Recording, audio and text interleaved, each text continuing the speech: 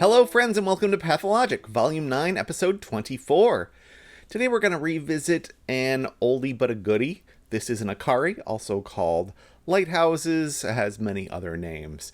This is not a bonus puzzle nor a supersized puzzle, so I don't expect it'll necessarily be harder, but it should be a interesting new take because our great puzzle setters always do a great job. So let's give ourselves a little refresher as we take a look at the rules. Akari is a pencil puzzle in which we are going to be drawing lights in a grid to satisfy the following rules. Place lights in some cells so that every cell is illuminated. Lights in this example interface are represented by the green circles.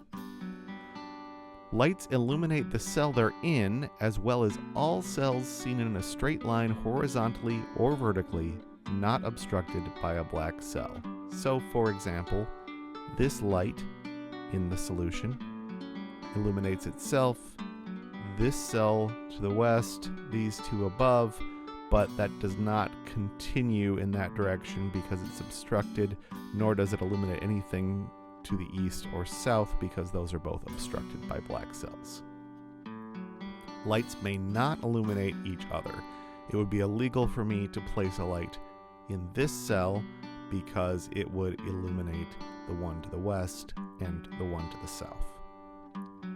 A clue indicates the number of lights in the cells orthogonally adjacent to it.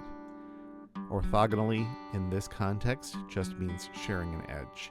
So this one clue here must have exactly one light, one green circle, in the 4 cells that it touches. You can also see that it is fine for some black squares to not have a clue number in them. They still function as black cells for the purpose of obstructing the path of the lights. Those are all of the rules to Akari. Now let's get solving.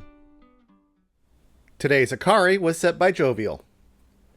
I'm going to start by marking the zeros. Those are easy givens for us that we can mark that they don't have any lights next to them, and actually that makes those clues done, so I can mark them complete. Then another 0 up here, which in fact gives us this 2 very trivially as having those 2 lights.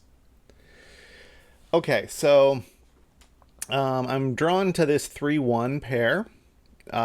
What I know about this pattern is that obviously we can't have lights in both of those spots.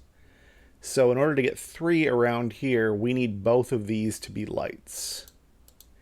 And then one of these is going to be a light from the 3, so that is the one that this gets, so that is not a light. That's a pattern I'm familiar with. And that has actually given us a lot because this 2 has both of its neighbors defined. That's also given us this 1 is done. This 2 has 2 neighbors here, and the 1 is done. Oops, right there. And this 1 is done. And that takes care of all the clues in the grid. So now all we have to do is clean up by placing lights so that we illuminate all the ones that are left. And the clear places to start are the dead ends, because those tend to be hard to illuminate. So for example, this one has to have a light here. That's the only way we're going to shine a light there. Similarly, this one would need a light here. And probably now that we've done that, we're going to see some more. This is the one. This one only has one place where we can put a light. Okay, scanning for another one of those, a place where there's only one potential illuminator. That is going to be here, because while it has a lot of unmarked things in the row and column, we know that there are no lights here or here, so this is the only actual candidate. So we put one there. This one doesn't have any candidate spots other than itself. This one is going to need a light here. And we just have this, which needs a light in its column, which is going to be here. And finally, we've got that spot, which needs a light right there.